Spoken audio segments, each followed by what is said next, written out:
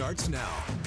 Indeed it does. Hello, East Texas, and welcome into Under the Lights. Dan Millay and Jimmy Searfoss with y'all, recapping week, wait for it, 7, week 9 of football here in Beast, Texas. Jimmy, once again, just a tremendous week of football. Yeah, I'm using almost all my fingers here, man. I'm running out. I'm running out. I'm going to have to bust out the toes here in a second.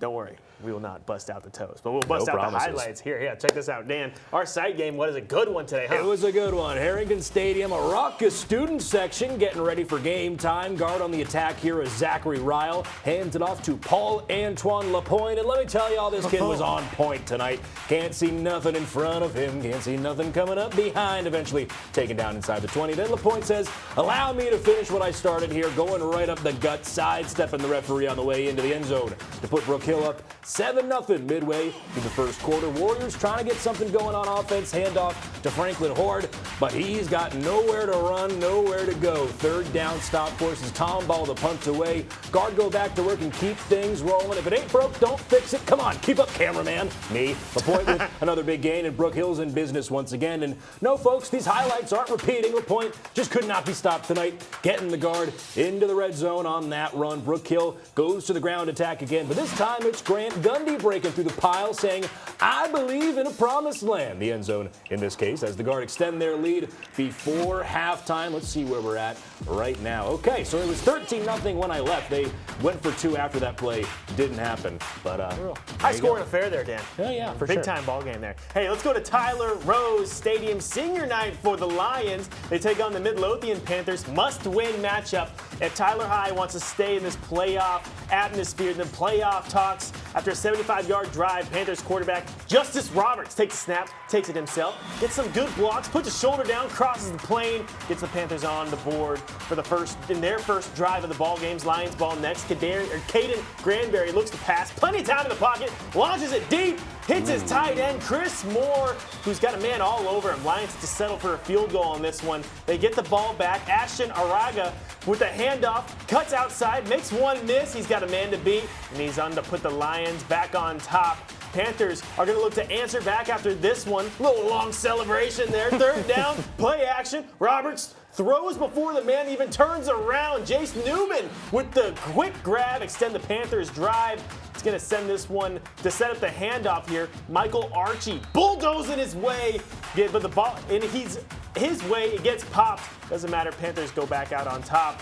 And this one, hard to swallow for Tyler High. They're just so close in so many of these football games, just coming up a little bit short. And they're good Midlothian. These fans can't take any more close losses. I mean, it's just really unfortunate. All right, let's go out to Winsboro now for a big district matchup between the Red Raiders and the Mount Vernon Tigers. And Mount Vernon might have scored first, but it was all Winsboro for the rest of that first half. Red Raiders defense gets a big stop here as Hunter Carroll takes the direct snap for the Tigers. Swarmed immediately. Winsboro moving the ball on offense now. QB Noli Carroll rolls out and flips it to Nari Castleberry, who trips it up at the half-yard line. Don't worry, he would end up punching it in. A little later on in the second quarter, the Red Raiders keep it on the turf with Mac Barrett, and he's got one ticket to paradise. Look at Paradise that. being the end zone. Lots of song references. I love it. Nobody would catch him. He would trot in a long run to the house. All right, back to that Winsboro defense, though. Mount Vernon QB Cade George looking to find an open receiver, but it's linebacker Julian Moss finding him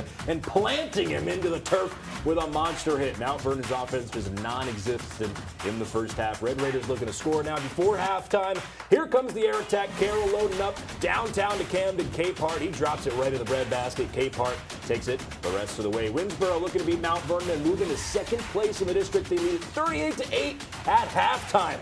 That'll play. And then they keep on keeping on. So Winsboro over Mount Vernon. Mount Vernon was undefeated in district, but at this point, Winsboro will jump them into that second spot. Eddie Money reference? Heck yes. Yeah, Will. That was wonderful. Yeah, yes, sir. How about Will Riddell? Hey, take me out of Tatum, where they took the timeout to honor the players from the Eagles' 2005 state championship team who leisurely strolled through the tunnel, in the inflatable tunnel. Tatum's opening drive, quarterback Grant Adcock runs a quarterback sneak straight up the middle, 15 yards for the first down, eventually turned the ball over on downs on that drive. Atlanta's first possession. Quarterback Braden Thompson takes snap, rolls to his right, scrambles, and then passes out to Caden Linwood, who picks up the first down. That drive's going to stall as well. They punt, trapping the Eagles inside of the 5-yard line. Adcock is going to hand the ball off to Ty Moore, plunges into the pile. Ball gets stripped. We're just turning it over all over the place.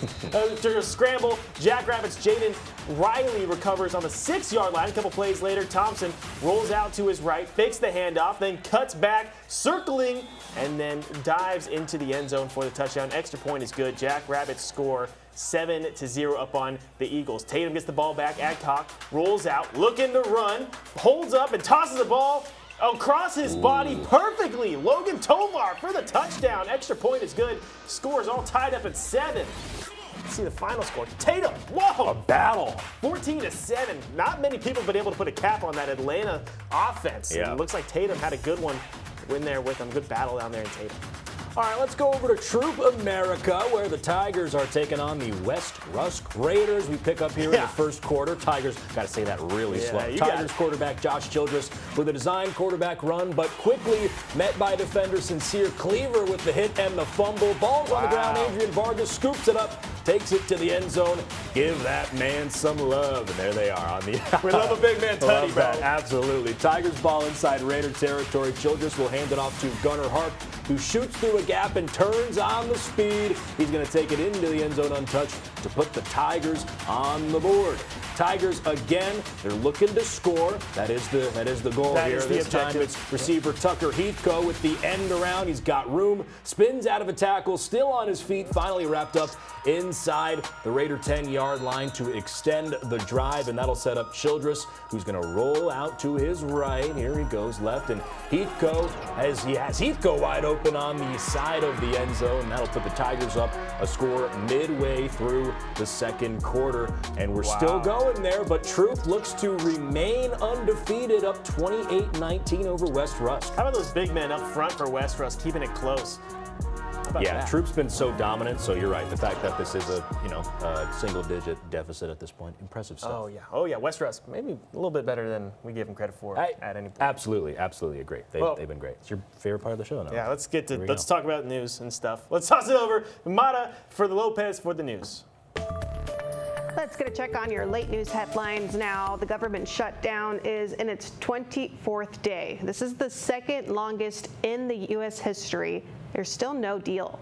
The Senate has adjourned until Monday after repeatedly failing to pass a funding bill, and the House remains out of session next week. Federal workers, including air traffic controllers, are working without pay, and travel delays are rising. Meanwhile, more than 40 million Americans could lose food assistance by November 1st if the stalemate continues.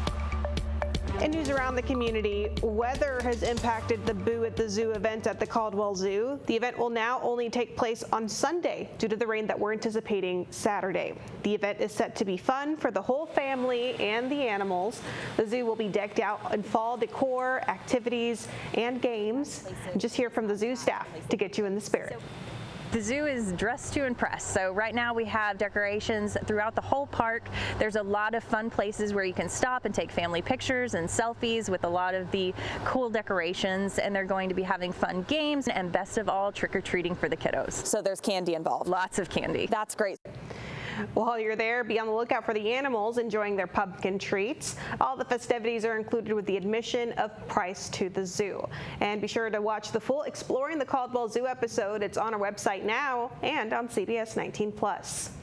A $50,000 check was presented to the Children's Advocacy Center of Smith County today. It's all thanks to a fundraiser organized by first responders. Sheriff Larry Smith came up with the idea of the Smiles for Kids golf tournament several years ago. This is all to benefit the work done at the Advocacy Center. That tournament brings together the Sheriff's Office, Tyler Police, EMS, and fire departments, all to help support children who've been victims of abuse or neglect. We'd hate to have a child that went without their crime against them not being properly investigated, and it takes money to get buy the equipment and all of that to be able to properly investigate a crime. We've come a long way, and we've still got a long ways to go.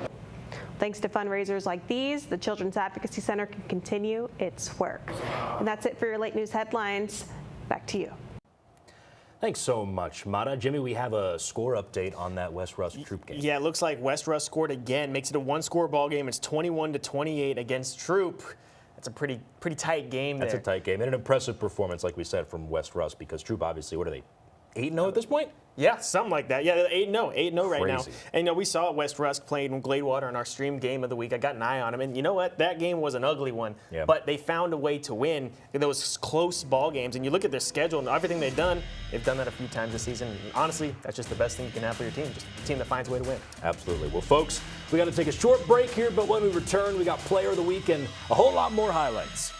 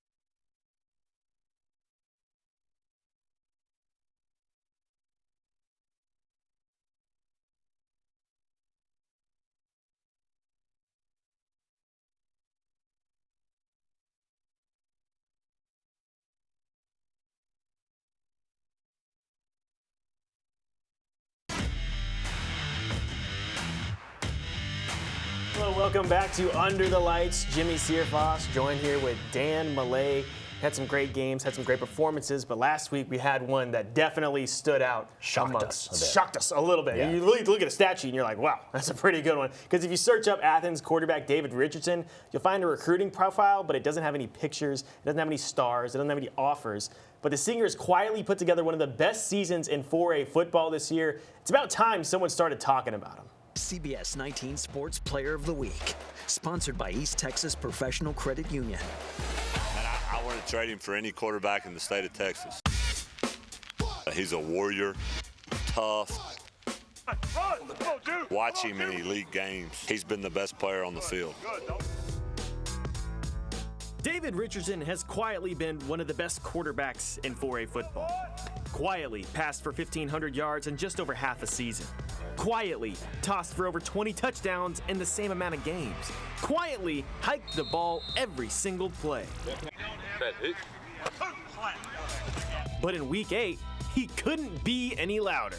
Oh, it felt great, but it was really just a team effort. The O-line played their best game, and then my receivers made some heck of plays. And that offensive line held off a defense that's got more recruiting stars than the night sky and didn't allow a single sack. And Richardson left a game without a bruise from the backfield, which is good because he's already been playing with a broken hand for weeks. In return, he tossed for 364 yards and 7 touchdowns, while also taking off for another 87 on the ground just like the man he wears the deuce for.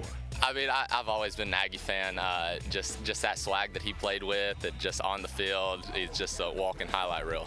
And now Richardson's playing with that same kind of swag, which is important because... And you have to be elite. But the best trait he's got... His character is what makes him what he is. But I really think he's really tried this year, hey, how can I try to make guys around me better? And he plans on leading those Hornets all the way to a state championship.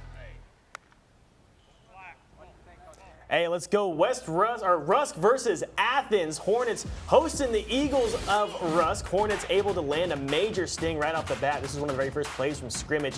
Rusk has trouble in the exchange. Ball's loose. Satchel Williams falls on the recovery. Hornets back in business. Athens would march in the red zone. This was 4th and goal. You don't need a field goal. You toss it up to this man. David Richardson links up with Emmanuel Moore, who climbs the ladder, comes down with it. Hornets a 6-0 lead early on. Eagles would turn it over again. They kick off this time, and Athens knocking on the door again. Keep it on the ground. Nathan Champion taking it in on the handoff of the sweep play. Has no problem taking it to the house.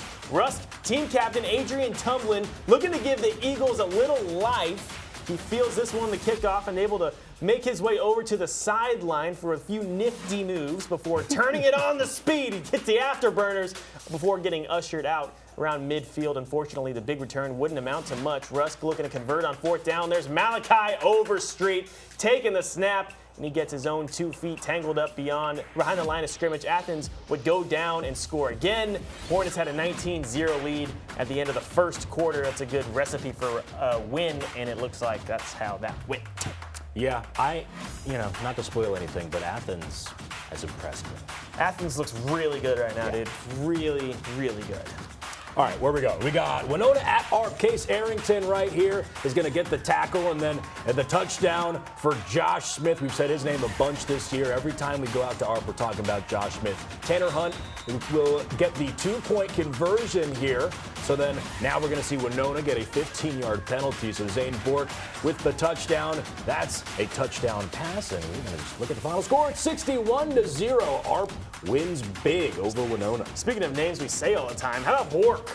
Bork is a name we consistently have on our screens when we're talking about the ARP Tigers. Yep. ARP Tigers. A lot of Tigers. First quarter here, let's go down to White Oak and Liberty Ilo. Adrian Taylor jumps over players to move the ball downfield, getting the hurdles out a little early. And how about him? He's going to do the same thing again, or this time just going to launch it downfield to Roderick Foster, who takes the ball in for a touchdown. No one even kind of close to this kid.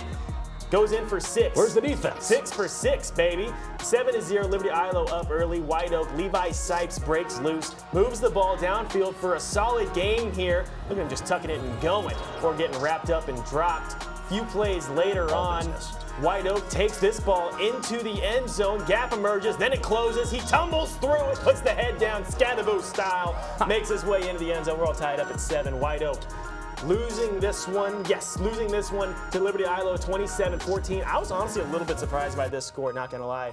I know White Oak's a real tough game anywhere. Game anywhere. I know, White Oak themselves, the Rough Riders.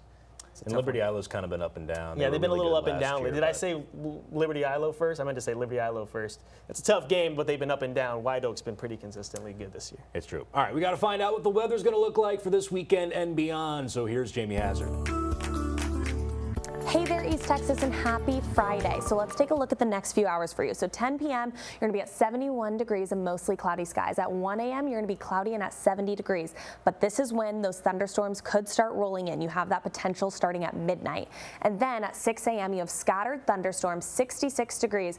So this is a weather impact day on your Saturday morning. So make sure you're staying weather aware, staying safe, keeping your phone nearby, and looking at alerts. We have a risk for flash flooding in most of East Texas. So tonight, we're going to be mostly cloudy and thunderstorms after midnight. Tomorrow, you're going to have heavy thunderstorms.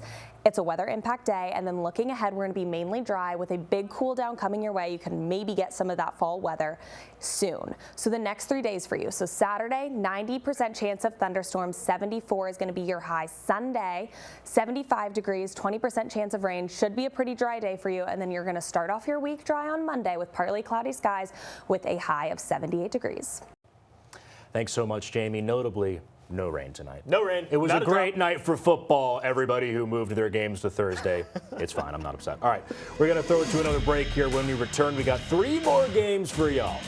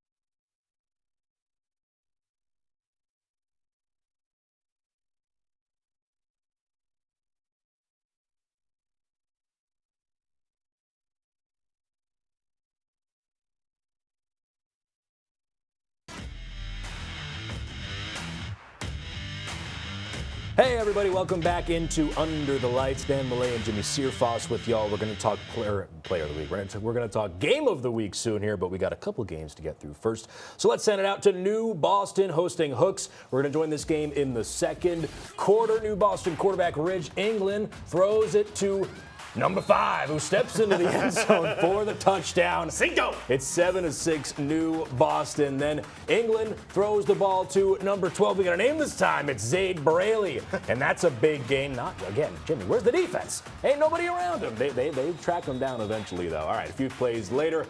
They're going to throw it to Demetrion Manchester, who moves the ball closer to the end zone. Chunk plays for New Boston here. This time it'll be Bryce Thomas taking the ball in for the score. Make it 14-6 New Boston. And let's see where we ended up. All right, Hooks making a comeback. They haven't quite wrapped that one up yet, but Hooks up 18-14 in the fourth quarter. How about that? Hey, let's go out to White House. Wildcats knocking on the door quickly. Check out Carmelo Perkins breaking the plane into the end zone for a White House score over Hallsville.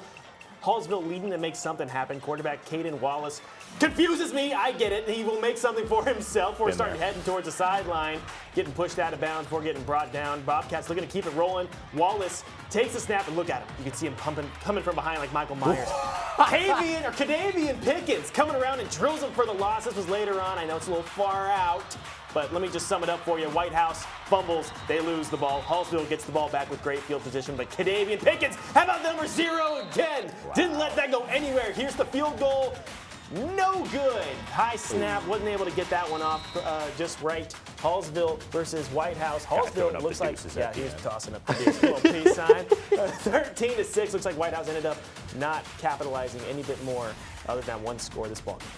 All right, let's go out to Lobo Stadium, where the Vuettes entertain the crowd that watched the Lobos take a 31-7 lead into halftime. Longview opens the second half with the ball. QB Trey Hamilton looking to pass, but then uses his legs to pick up 15 yards in the first down. Longview's eating up the clock. They move downfield. McCaden Frazier takes the handoff and bowls his way through for another 15 yards. That's a man's rush. Later in the drive, it's Frazier again, this time using some beast mode power to get another Lobo first down. We told y'all they were eating the clock, and this is the way to do it. Chunk plays, first downs on the ground. All right, last drive, or last more than 10 minutes in the fourth and goal, 4th-yard line. Hamilton drops back and hits Jaden Herndon at the goal line, but another Lobo cuts in front. Ball bounces into the air, falls in the end zone, turnover on downs. Longview still leading Heat, trying to mount a drive, but on 3rd and 3, the Lobos swarm the running back and shut the Hawks down. Let's see where we ended up. That's a good win. That's a big win for Longview, 31-7 over Rockwell Heat. That's a good football team, man. Yeah. Longview's getting its swag back, and if you want to tackle McCade and Frazier, you're going to need more than one of them, friend. You're going to need more than one guy, absolutely. All right, well, it's game of the week time. Oh, yeah. Let's go out to Iona Air. Excited for this one. Dan and Jimmy, this game was crazy. This was definitely an offensive game. I've never seen a game so high scoring as this one. Mount Enterprise was explosive on all 4 quarters as well as Lovelady, but what it really came down to was the last few minutes of the game when Mount Enterprise scored an interception. Their defense was explosive. That was the main difference maker, but let's get into these highlights. Let's head out to Mount Enterprise where the Lovelady Lions face the Wildcats, where both teams are coming in the matchup undefeated. Picking up in the middle of the first quarter, Kagan Ash keeps the ball here. He's able to push through the middle and finds the space to break away. Once he finds the space, this is what happens. No one can catch him. He runs straight to the end zone for a Wildcat touchdown. Lovelady here, Moises Vallejo forces his way right in the end zone for a Lions touchdown. Now let's get into the second quarter here. Joshua Bennett launches it deep to Jace Webb for a perfect catch straight to the end zone for the Wildcats. Joshua Bennett hands it to Kagan Ash, so you know what that means. He breaks away and shows his speed down the right side. He actually said, "You can't catch me," and they couldn't on this play. He ran it for at least 60 yards for another touchdown. With just 9 seconds left in the half, Cody James launches a deep pass to Isaac Chazen, and it's the right call. Chazen hauls it in for a Lions touchdown with 4 seconds remaining. Mount Enterprise leads it 40-32. Mount Enterprise took this one and came out victorious 82-60. Like I said, this was an offensive battle. It was a great one and it was close, but like I said, it came out to the last interception of the game. Mount Enterprise's defense definitely was a big game changer in this one. It was a great game to see, and I'm looking forward to playoffs. It's going to be a good one. Dan and Jimmy, back to you.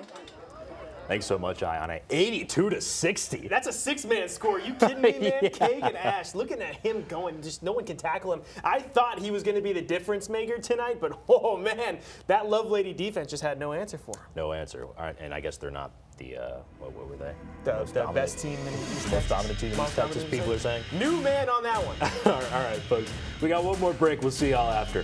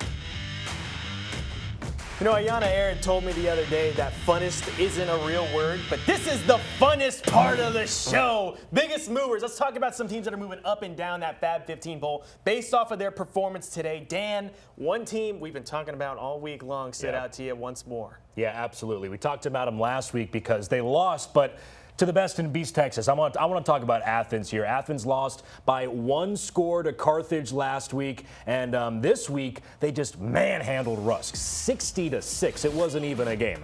So again, we were looking at the rankings in the commercial break. I don't really know. We got to see the Lufkin score. We didn't get their game tonight. We're going to see their score tonight.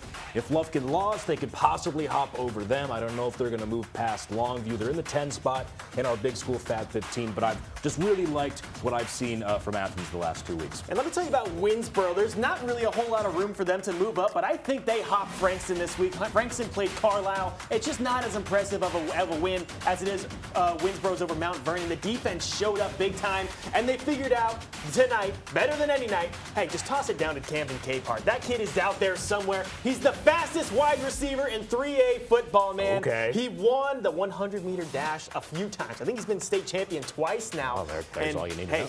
When you got that guy, just go run Hail Marys, just all the time. 4 verts, go. And it looks like they found that out tonight, plus the running attack. It looked fantastic. Winsboro, man, that's a top 4 team.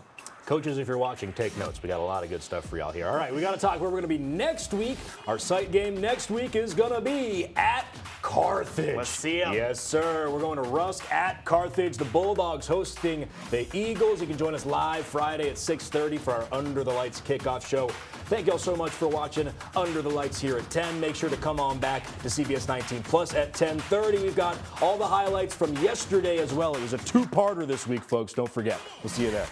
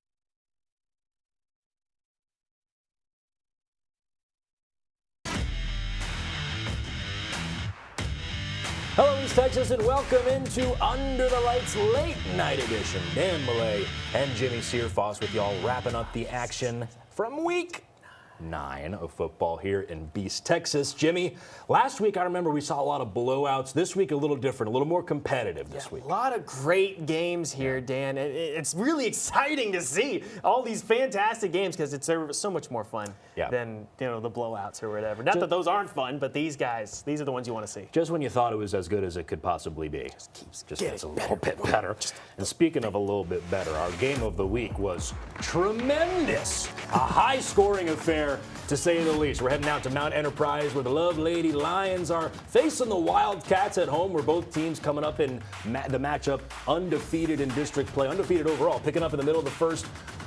Whoa, I cannot possibly read that. Ash keeps the ball here. Keegan Ash, yeah, okay. He's got the push through the middle and finds space to break away and finds that space, a whole lot of space, runs it straight into the end zone for a Wildcat touchdown here. Love Ladies' Moises Vallejo forces his way into the end zone. Second quarter now, Joshua Bennett is going to launch it deep to Jace Webb for a perfect catch right into the breadbasket, straight into the end zone for the Wildcats. This was a shootout, folks. Here we got Joshua Bennett. He'll hand it off to Keegan Ash. That was spelled correctly. It was much easier for me. So you know what that means. He breaks away, shows his speed, the Superman cleats down the right side, and he actually said, "You can't catch me." And well, he was right. They couldn't. He runs it 60-plus yards for the score with just 9 seconds left in the half. Cody James launches a deep pass to Isaac Chasen, and it's the right call. Chasen hauls it in for a Lions touchdown with 4 seconds remaining. Mount Enterprise up 40-32 at halftime, and they would go on to win big. Our Eye on Air caught up with Mount Enterprise head coach Scott Ponder after the game. Couldn't even repeat all the stuff that happened. We're just super proud of the resiliency of our kids, the way they've worked, the way they've bought into our program. It's been 4 years of hard work to get to this point, so it certainly wasn't overnight. And we've got a couple of really great football players, but we got a lot of guys that just come to work every day with their hard hat and their lunch pail and get better. And we feel like we've gotten where we're pretty competitive. Hard hat and lunch pail, Jimmy. You can check those off the list. I feel like we haven't heard that all year. I feel like you hear that all the time, but we haven't heard that this year. That's very East Texas. Really not much. Hey, you know what? Selfishly, between you and me, just guys on the other side of the camera, it's so nice when we have a game of the week that's so good. Yes. We had two of the best. Sometimes there's a little bit of a gap there, even when they're both 7-0. But man, not this week. What a game we had. Everyone was talking about this one on all platforms. Really happy that it lived up to the hype. Absolutely. Hey, let's get out to Carthage, man. Oh, Panther Stadium. Actually, we're in Bullard. This was last night. Taking the field with lightsabers. All right, in hand, and it makes sense because they're going to have to throw everything at these Carthage Bulldogs if they want to take them down. Carthage, one of the best teams in the state in any level. Right out of the gate, Carthage, Jet Surratt making his man go into the end zone. Junior Henderson along the sideline. Senior stretches out. That will be a touchdown. Remember that name, folks. Junior Henderson, because next Bulldog possession, here he is again. This time the 3-star receiver makes the catch. Coming across the middle, defenders track him, but he was a little bit too into the end zone. Ball crossed, all we got to do is cross the line. Bulldogs weren't letting up here though. Surratt hands it off to KJ Edwards, and look at the legs on this kid go. Once they get to churning, you're not bringing him down. Like, he's just too fast. And if you hit him, he's just too solid. He doesn't go off balance. Bullard trying to punch back. Micah Skaggs sends a pass over the middle, but it's picked off. Tylen Williams, Carthage out there showing everybody why they are the best in the East Texas. And so little ground to make up, who's getting the ball. KJ Edwards back at it again. Punching his way just through, straight up the middle of the defense. Bro was moving like a wrecking ball at the gridiron last night. Panthers back on offense and turning the ball back over as the handoff to Luke Stegel gets fumbled. That's number 33, Zay Owens, immediately pouncing on it. And Carthage, does Carthage things with him. And that one got pretty ugly fast. Let's see the score. Yep. Yeah, Dan, how fast did that one get ugly? It was 34-0 before the end of the first quarter, so that was Carthage being nice. That was Carthage taking the foot off the gas. Yeah, it's like if they could write, it says Carthage was here. But it just 34-0. Yeah, that was one of the most lopsided games from last night. And we got another one right here. It's a beautiful night. It was a beautiful night. This is last night at RE St. John's Memorial Stadium as the Kilgore Bulldogs invite the Palestine Wildcats to town early in the second quarter. Bulldogs up 7-3. Kilgore facing 4th and 1 in the red zone. Quarterback Kason Brooks hands it to Isaiah Waters, who plunges ahead for the first down. A few plays later, it'll be the quarterback once again. Kason Brooks taking the snap, taking off straight ahead into the end zone for the touchdown. An extra point was good. Bulldogs lead it at this point 14-3. Now Palestine has the ball. Quarterback London Brown drops back, looks deep down the sideline, but Kilgore's LaKeelion Graves cuts in and pulls down the interception on the ensuing drive. Another 4th down for the Bulldogs, but they're gonna go for it. Quarterback Brooks rolls to his right, looks back left, and tosses to LaKeelion Graves, doing it on both sides of the ball, fights off the defender, takes it into the end zone for the touchdown. An extra point would be good. Kilgore up 21-3 at that point. And like I said, this was another blowout, folks. A lot of blowouts last night. A lot of close games tonight. A lot of blowouts last night. 55-3. Kilgore beats Palestine. Well, maybe Brownsboro versus Center was a little bit better. Brownsboro was hosting the Center Rough Riders at their stadium right off of Highway 31. Center had the lead at the break, starting the third quarter. Bears trying to catch the Rough Riders napping. Kicker Connor Lightfoot drives the ball straight into the turf for the onside kick, but Center would handle it without any problems. Start the second half off with some good field position. How's a Rough Rider running back Jeremy Bloodford taking the handoff, and look at the power of this kid still churning, bringing defenders with him before getting brought down for some good yardage. Brownboro's defense would lock in, though. Your Center looking to convert on 4th down. Gabriel Hendricks, not today. Putting the receiver in a straitjacket, nothing to do there. Center would get the ball back, following the interception. This time, Rough Riders would find the pay dirt with a little bit of help. Jeremy Bluford takes off and finds plenty of green grass and some more of the colored grass as well. Center takes the lead there. Here's the third. Rough Riders continue to pour it on. Quarterback Easton Wolf just keeping it himself. Look at him go. And the Jets would not be caught. Rough Riders dominated the start of the second half, and there wasn't much Brownboro could do to stop them. Let's see that final score. 58-22. Not exactly the close one we were looking for, Dan. No, but Jimmy, well, this wasn't a close game either, but it was your stream game. Here we go. Yeah, stream game. Check it out. Or this first half. Taylor drops back. He wants that deep ball again. Nobody throws him prettier than he does. Throws it into double coverage. Is that caught? It was! 2 receivers to the top of his screen, but he gonna hand this one off. Did he get it in? Looks like they did push it into the end zone. Gilmer Buckeyes on the board for the first time tonight. Yancey hands it off, and there's a lot of open space. He just puts his head down and runs forward. Pleasant Grove storms back, drops back, wants to pass. Tight coverage there for the Pleasant Grove Hawks, and he's going to force it. It's going to get intercepted. Yancey drops back, looks over the middle. He has one-on-one coverage there, and it's going to be brought in. Here's the snap. Yancey wants his man downfield. Got some separation right in the bucket. Could not have placed it in a better spot for Spencer Browning to haul that one in. He's just going to go ahead and hand this one straight off. Not able to tackle him on the first contact, and he's got a lot of room ahead of him. He's a quick man, and he's going to make his way into the end zone past the pylon. Nick Bells bringing him from deep. That one got pretty ugly pretty quickly. 41-7. We learned why Pleasant Grove's really at the top of those, that taps. Taps? The big school, I know what you meant. fabulous 15 Absolutely. rankings. All right, we saw it before, but let's go back out to Athens. The Hornets hosting the Eagles of Rusk. We're looking at all of last night's games, folks. This was one of them. Hornets able to land a major sting right off the bat. Very first play from scrimmage. Rusk has trouble with the exchange. Ball's loose. Satchel Williams on the recovery. Athens would march into the red zone, and this was 4th and goal. You don't need a field goal when you can throw it up to this guy. David Richardson, player of the week, links up with Emmanuel Moore, who climbs the ladder, comes down with it. 6-0 Hornets. Eagles would turn it over again on the kickoff, and now Athens knocking on the door again. This time they keep it on the ground with Nathan Champion taking the handoff on the sweep play. No problem taking that bad boy to the house. It's all Athens early. Rusk team captain Adrian Tumling looking to give the Eagles a little life, though. He fields the kickoff and is able to make his way over to the sideline with a few nifty moves before turning on the speed and then finally being ushered out of play near midfield. But Unfortunately, the big return wouldn't amount to much. Rusk looking to convert on 4th down. Malachi Overstreet takes the snap, gets tripped on his own 2 feet behind the line of scrimmage. Athens would go down and score again. Hornets had a 19-0 lead at the end of that first quarter.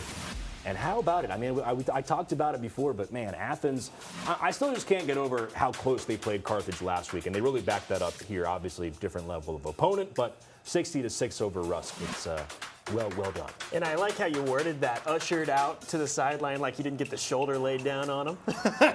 Hey, classy. Let's go to Elysian Fields, hosting Ore City. Just the Jackets. They're orange. Still unbeaten this year. First drive of the game for the Jackets. Brandon Kennedy on the read option. Eventually just pulls it. Juke it. Big gain. Look at him go. First down, Elysian Fields, and a little bit more. Got a little pink on him, too. Not just the orange. And he's just staying alive, baby. They're trying to pull on that shirt, that poor white shirt. Later on in the drive, gives it to Brandon Adkins. This time, a lot more room ahead of him.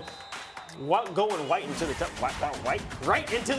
7-0, Elysian Fields. Rebels now having it, facing a 4th down in Elysian Fields territory. Blake Jones tries to escape. Spencer Scott able to take him down. No good. Turnover on downs. Get it back in the Jackets' hands. The next play. Out of their t-shirt toss. I wonder if they were orange or white. The next play, change of possession, straight up the middle. Brandon Atkins keeping it simple. Makes one man miss. Speed does the rest. 70-plus yards for the tutty. Elysian Fields jumping up big time after the first quarter. They go on to win. You know, I don't even think I needed to see the score after just watching those highlights. Elysian Field dominating Ore City. I'm telling all these blowouts on Thursday night. All right, we got one more for you. Big Sandy at Wascom. The Wildcats at home facing Big Sandy, hoping to bounce back from a loss to Beckville, leading 27-0 in the second quarter. No roster listed for the visiting Wildcats. Joe Irving with a clean tackle of the running back. Ball comes out recovered by Maddox Ducot. The Wascom offense set up in good field position. Chris Hernandez on the option, pitches to Joe Irving, makes a couple moves, jukes down the sideline, forced out of bounds right at about the 5-yard line. However, the next play for Wascom, Chris Hernandez on the sneak from that 5-yard line. Big push up front, ends in a touchdown for Wascom, making it 34-0 after that play. After a quick defensive stop, Wascom's offense back with it around midfield. Hernandez looks to pass, pocket collapses, he uses his legs, picks up the first down just outside the 30, now around the 10. The toss to Nate Espy, blockers in front, but 6 defenders in the area can't stop him. Look at this kid. Like a wrecking ball. 41-0 Wascom at the half, and they go on to win big. Another Thursday night blowout, 61-7 over Big Sandy. You know, TGIF. Yeah. TGIF, because Thursday games were not as fun. No, people were saving the good ones. It was probably bad karma because they shouldn't have moved the games to Thursday in the first place. I mean, if they just watched CBS19 and Brett Anthony and Jamie Hazard and Joel Robinson, I knew that. You would know. He works in the mornings. They would know. There's always next time. We got more highlights coming up. We got way more. Don't go anywhere.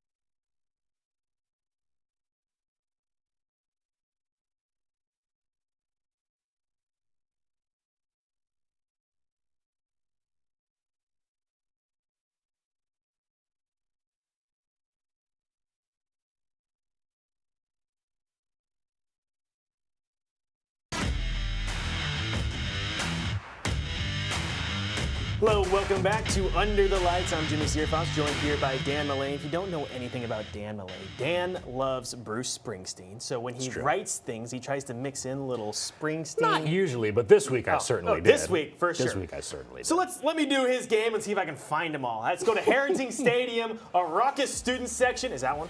Yep. Yeah, all right, ready for game time. Oh, I'm sorry, no, that wasn't one. I thought you were asking if that was the raucous student section. Oh, no. All right. Well, Zachary Ryle hands it off to Paul-Antoine Lapointe.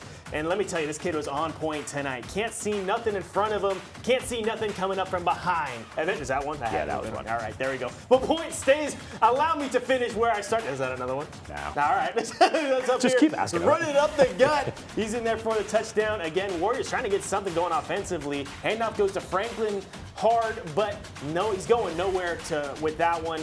Go third down, stops, forces, Tom Ball punts it away. Guard goes back to work, keeps things rolling. If it ain't broke, don't fix it. Come on, keep up, cameraman. Is that one? That was me. No, okay. You missed one. You missed one. Lapointe with another big, I missed one? With the Brook Hills business once again.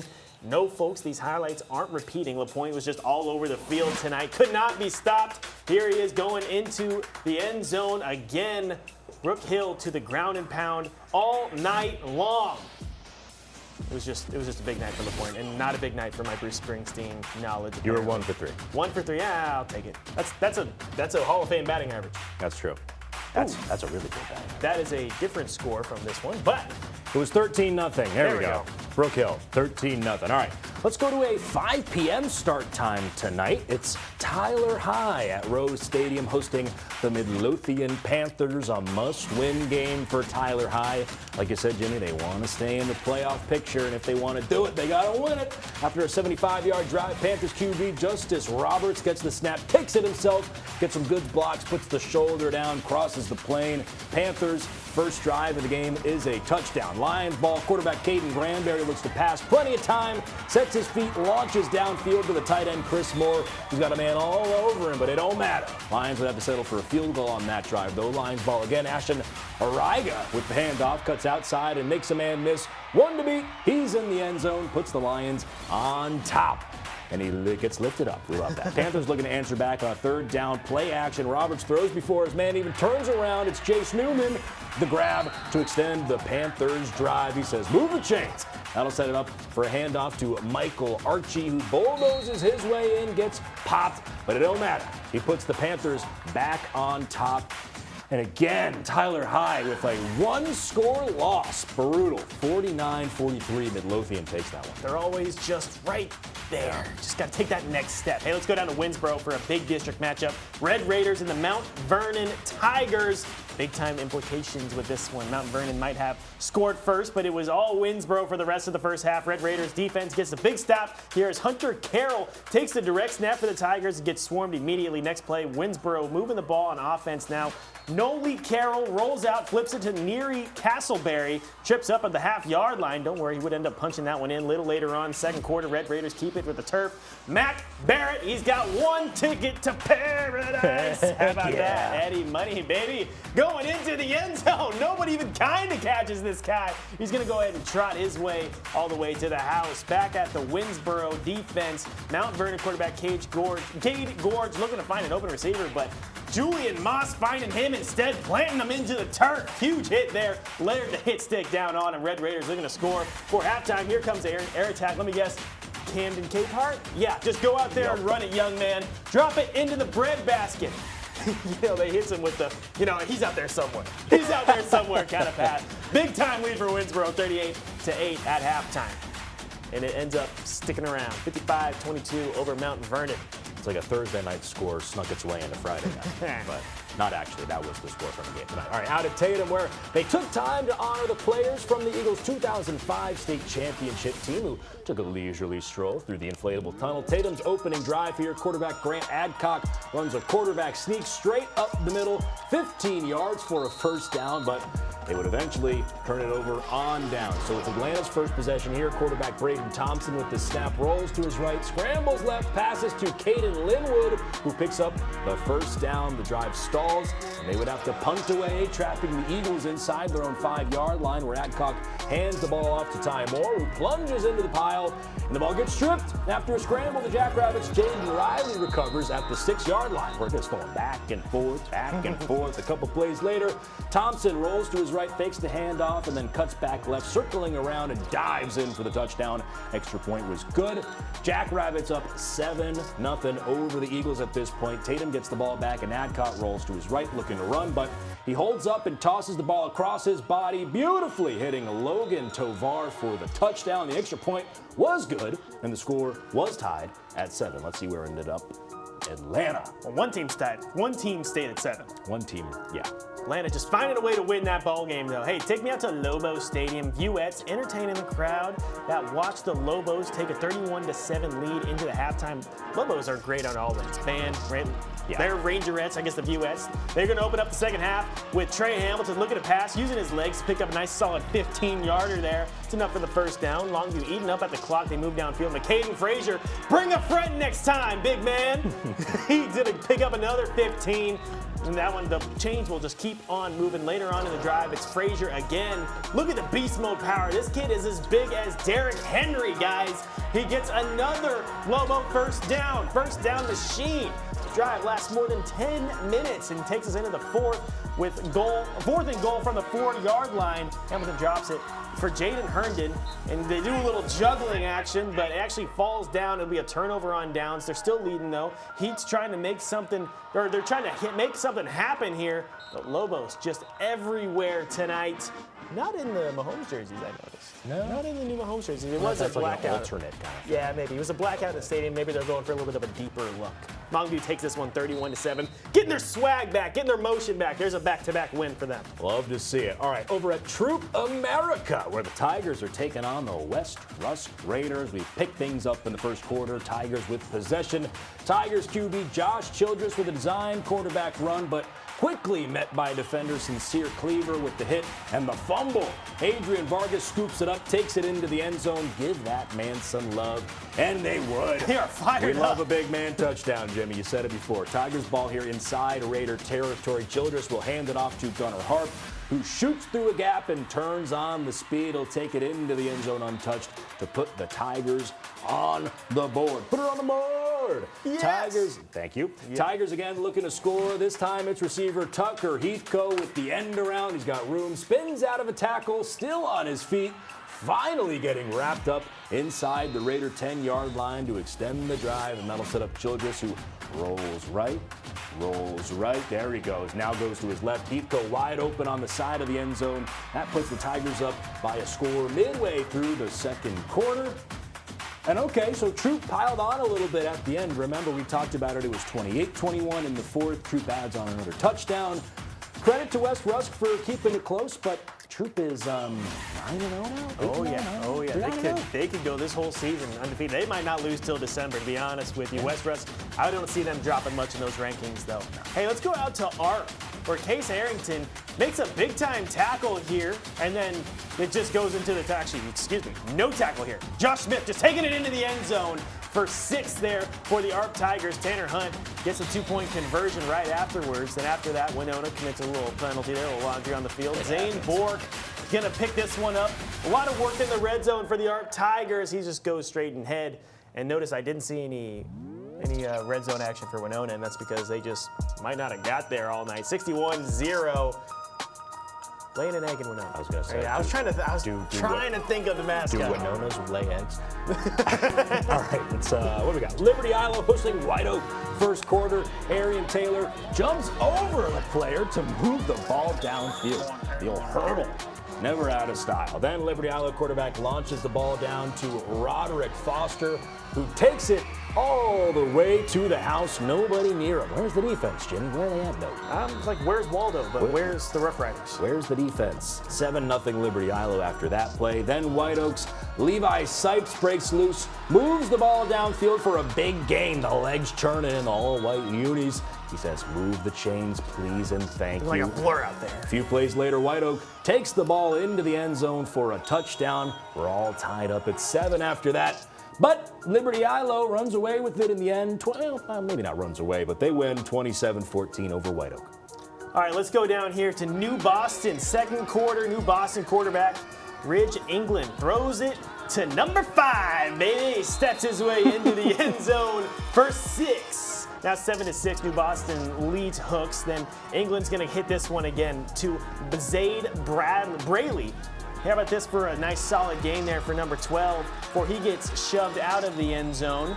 Actually, he might have gotten ushered out of the end zone. Yes, A few plays later, Boston throws it down to Manchester. Just keeps on hauling it down there. Solid pickups here. Yeah, good drive here for New Boston. They're going to keep on making it happen. Bryson Thomas is going to go ahead and keep this one in there for the score. 14-6, New Boston over Hooks early on in this one, but Hooks would come back. 18-14. You know, Hooks actually won the Dave Campbell's Most Creative Logo Award this week. Really? Oh, yeah. And I guess a win in Week 9 comes with it. 18-14. Shout out Hooks. Yeah, I mean, most of these teams just kind of copy another logo, but I guess they didn't. Gilmer's the worst at it. They just took that G from everybody else. All right, Jimmy, well, we got White House where the Wildcats are knocking on the door quickly against Hallsville. Carmelo Perkins breaks the play and finds the end zone. Hallsville needs to make something happen, so the quarterback, Caden Wallace, will keep it himself and start heading up, goes to the left and gets taken down before the touchdown zone. Bobcats looking to keep on rolling. Wallace takes the snap, drops back, looks for Stalkin, who's Michael Myers. He got hit by Michael Myers from behind. Davian Pickens around with the tackle around. All right, this one's far out, but let me break it down for you. White House got the ball back and then fumbled. Hallsville got the ball back in great position, but Canadian Pickens didn't let him go anywhere with it. Comes up with a huge stop in the backfield, sets it up for the field goal, which is no good. and then we throw up the deuces. Yeah. Because always, we always do that. And then he was chill. He seemed pretty chill. He's a cool guy. See him. But Hallsville takes that one 13-6 over White House. Hallsville, it's been, hasn't been the best, most sexy year for them, but they've kind of clawed their way into a playoff spot a little bit right now. I'm pretty sure with that win, I think they're sitting in that number 4 spot. Well, we have computers in front of us, so we're going to double check that. We will double check that. I mean, I believe you, but. Don't get me started on logos. We'll have a 4-hour show. for Hallsville, what's wrong with their logo? Oh, Hallsville's got a fine logo. It's like a little Harvard-y, but it's pretty good. Okay. We'll be back. We'll be back. We got top plays.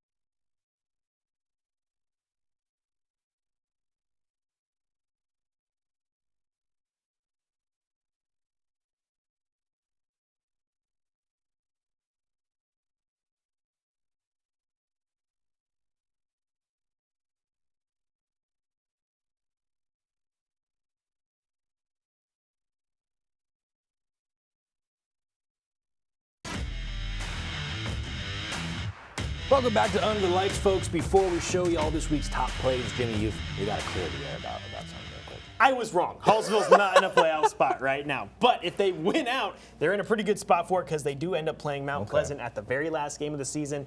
And they are right now sitting in that 4th spot. So they could do a little switcheroo, but you got to keep on winning. Marshall's going to be tough. Yeah, they got Marshall next week, though. That'll be a tough one for them. Good luck. Anything's Top possible. plays. Anything's possible. All right.